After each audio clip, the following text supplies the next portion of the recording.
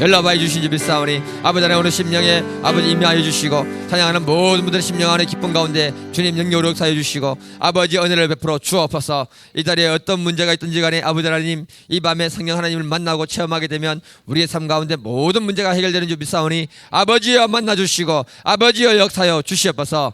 사랑과 아뢰와 긍휼이 풍성하신 아버지 하나님, 주님의 사랑이 아니고 우리는 살 수 없음을 고백하오니 이 밤에 아버지 하나님 주님 앞에 나와서오니 우리를 기억하여 주시고 이 밤에 말씀해 주시고 우리의 삶 가운데 주님께서 주시는 거룩한 성령의 열매들로 가득하게 도와 주옵소서. 열매 맺는 인생 되게 하시고 우리가 하는 사업마다 우리가 하는 직장의 일마다 아버지께서 도우심으로 열매가 있게 하시고 그 속에 하나님의 영광을 드러내게 우리를 도와주시고 우리를 사용하여 주시기를 간절히 기도합니다. 주님께서 오늘 이 시간 이 예배 가운데 함께 하실 줄 믿고 감사하며 예수님의 이름으로 기도드립니다. 아멘.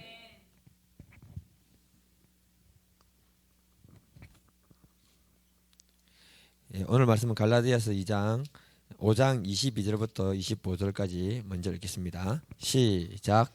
오직 성령의 열매는 사랑과 희락과 화평과 오래 참음과 자비와 양성과 충성과 온유와 절제니 이 같은 것을 금지할 법이 없느니라.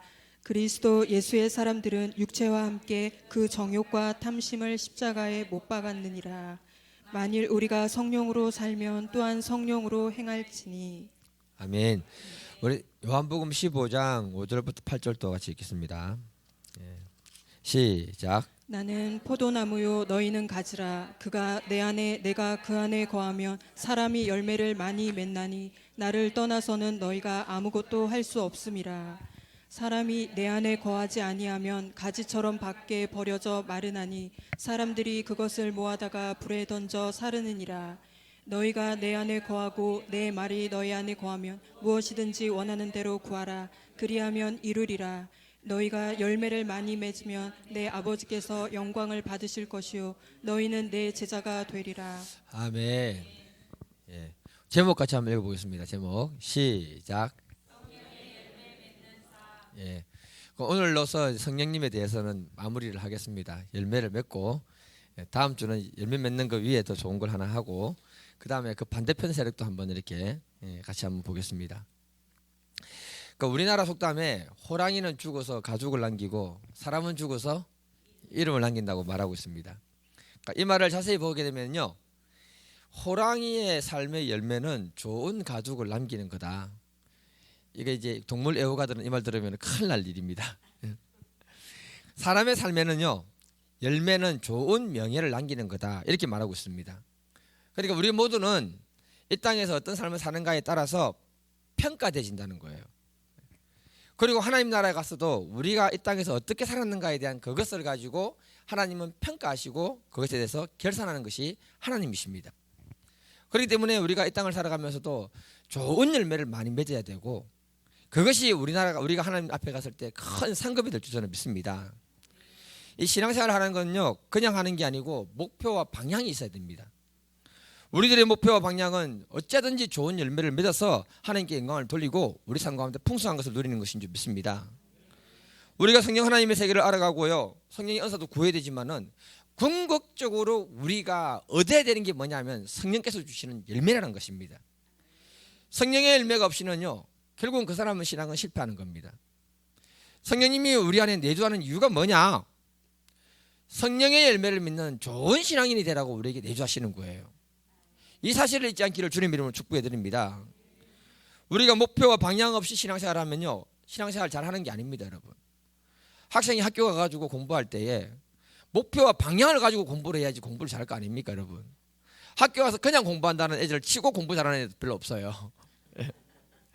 이와 같이 오늘날 이 시대를 살아가는 기독교인들은 성령의 열매를 맺는 그 목표를 가지고 우리 살아갈 수 있기를 축복해 드립니다. 그것이 바로 성령 하나님을 아는 삶이고 성령 하나님을 인정하는 삶이고 그 사람이 성령의 사람이 되기 때문에 그런 것입니다. 오늘 이 부분을 같이 살펴보면서 같이 한번 고민해보는 시간 되기를 축복해 드립니다.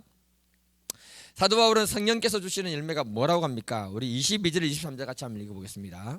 시작. 오직 성령의 열매는 사랑과 희락과 화평과 오래 참음과 자비와 양성과 충성과 온유와 절제니 이 같은 것을 금지할 법이 없느니라. 사도 바울은 말하기를요, 성령님이 우리에게 허락하는 열매에 대해서 말하고 있는데요, 성령의 열매는 사랑과 희락과 화평, 오래 참은 자비, 양성, 충성과 온유, 절제 이렇게 말씀하고 계십니다. 성령이 주시는 열매는 우리 눈에 보이는 게 아니고요, 우리 안의 성품이 그렇게 바뀐다는 걸 갖다가 말하고 있는 거예요. 다시 말하면 성령의 열매는 우리 안에 그런 성품이 있다는 말입니까? 없다는 말입니까? 없다는 말입니다. 성령님이 오셔가지고 우리에게 그 열매를 허락해 주셔야 된다는 거예요. 우리 사람들의 마음은요, 사랑과 희락과 화평이 없습니다, 여러분. 저 여러분들이 옆에 짝지를 갖다가 사랑해서 결혼했고, 그때 연애할 때 만나면 얼마나 기뻤습니까? 마음도 평안없고요, 결혼하면 잘 살 것 같았습니다. 그런데 어느 순간 보니까 아내하고 남편이 어째 그리 싸우는지, 원수같이 생각하는지 몰라요. 내 안에 사랑이 있는 줄 알았는데 살아보니까 아내 한 사람도 사랑하지 못하는 게 내 자신인 것을 발견하게 되는 겁니다. 얼마나 제약된 모습인지 몰라요. 남편이 아내 하나를 사랑하지 못하는 게 얼마나 제약된지 모릅니다, 여러분. 방금 말했지만 상대방을 사랑하지 못하는 나의 제약된 모습을 발견하면은 그래도 그 사람 괜찮은 거예요. 무슨 말인지 이해됩니까? 자기 인식이 됐다는 건 괜찮은 거예요. 그런데 어떻습니까, 여러분? 내가 사랑하지 못하는 것은 나의 문제로 보는 게 아니고 상대방이 나에게 피해를 줬기 때문에 저놈이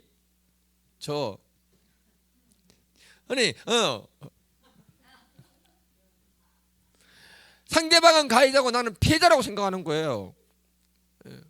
우리가 교회를 다니고 예수를 믿어도 여전히 우리 마음에 정말 가장 가까운 부모나 가족이나 친척도 사랑하지 못하는 게 우리입니다, 여러분. 이런 내 자신을 발견하고 우리 자신을 발견하면요, 절망이 되는 거예요. 절망이 돼. 이런 우리들에게 성령님이 오셔가지고 주고 싶은 게 뭐냐? 사랑과 희락과 화평의 열매를 주고 싶어 한다는 것입니다. 그런데 그 사람이 그것이 있다면 그 사람은 성령의 사람으로 바뀌어버린 거죠. 우리들은 오래 못 참아요. 성질이 불 같아가지고 오래 못 참아요. 성격이 느긋하고 느리고 맨날 지각하는 사람 보면 열이 팍 올라오는 거예요. 이게 남편이 그러면 열받고 아내가 그러면 열받는 거예요. 자식이 그러면 열받고요. 어떤 문제 하나 보면 그냥 가만히 좀 있어주면 되는데 지적을 안 하면 입이 건질건질해서 못 살아요. 그냥 안 그렇습니까, 여러분? 제보고 하는 얘기입니다, 지금. 안달이 나요, 안달이 나. 이 사람 보고 불쌍히 여겨주는 마음이 생기면 좋은데 그 마음이 없는 거예요. 내 안에 선한 마음이 없어요, 여러분. 그래서 성령의 열매를 딱 가져와서 적용을 시켜보면은 내가 얼마나 제약된가. 하나님하고 거리가 먼 거예요. 예수 10년, 20년 믿었는데 내 안에 하나님이 없는 거예요. 선한 것이 없다는 걸 발견하게 되는 겁니다. 그때 절망하는 거예요. 그래서 예수님이 우리를 향해서 뭐라고 얘기하시는가 하면은 마태복음 7장 16절에서 18절 한번 읽어볼게요. 시작. 그들의 열매로 그들을 알지니 가시나무에서 포도를 또는 엉겅퀴에서 무화과를 따겠느냐. 이와 같이 좋은 나무마다 아름다운 열매를 맺고 못된 나무가 나쁜 열매를 맺나니 좋은 나무가 나쁜 열매를 맺을 수 없고 못된 나무가 아름다운 열매를 맺을 수 없느니라. 예수님이 말했습니다. 이 제 말이 아니고요. 사람을 판단한대요. 뭘로요? 열매로. 상대방에게 상처 주고 찌르고 하는 가시나무에서는 절대도 포로 같던 나무는 열매는 없다는 겁니다. 엉겅퀴 같이 가시가 쏟아있는 나무에서는 무화과 같은 열매는 맺을 수 없다는 겁니다. 나무가 나쁘니까 절대로 좋은 열매가 없다는 것을 말하고 있습니다. 이 말씀은요, 우리의 본성이 가시나무고 엉겅퀴 같이 나쁜 나무라는 거예요. 그래서 우리에게는 선한 것이 열매가 맺을 수 없다라고 말하고 있는 것입니다. 예수 믿지 않을 때 우리가 얼마나 나쁜 나무였습니까, 여러분? 그래서 우리가 인생을 뒤돌아보면요, 내 인생에 좋은 열매가 없는 거예요. 좋은 열매도 없을 뿐더러 기대할 것도 없는 거예요. 그래서 이 나무가 바뀌어야 되는 거예요. 나무가 좋은 나무로 바뀌지 아니하면은 열매가 없다는 것입니다. 좋은 나무로 어떻게 바뀌느냐? 고린도후서 5장 17절에 보면 그런즉 누구든지 그리스도 예수 안에 있으면 새로운 피조물이라. 이전 것은 지났으니 보라 새 것이 되었도다. 아멘. 사도 바울이 말합니다. 예수 안에 있으면 새로운 피조물로 바뀐다. 이전에 나쁜 나무였는데 이제는 새로운 좋은 나무로 바뀐다. 피조물이 됐다고, 새로운 피조물이 됐다고 선포하고 있는 것입니다. 그런데요, 새로운 피조물이 되기 위해서는요, 예수님이 강조했던 게 뭐냐? 거듭나야 된다고 했어요. 거듭난다는 말은 다시 태어난다는 말 아닙니까, 여러분? 다시 태어날 때 애가 응애하듯이 다시 태어날 때 동반되는 게 뭐냐? 회개입니다. 회개, 여러분. 예. 거듭났다는 말은요, 새로운 피조물이 되는데요, 새로운 피조물이 되도록 하는 게 그것도 성령 하나님이 우리에게 하시는 거예요. 예. 그래서 우리가 좋은 열매를 기대하려면요, 정말로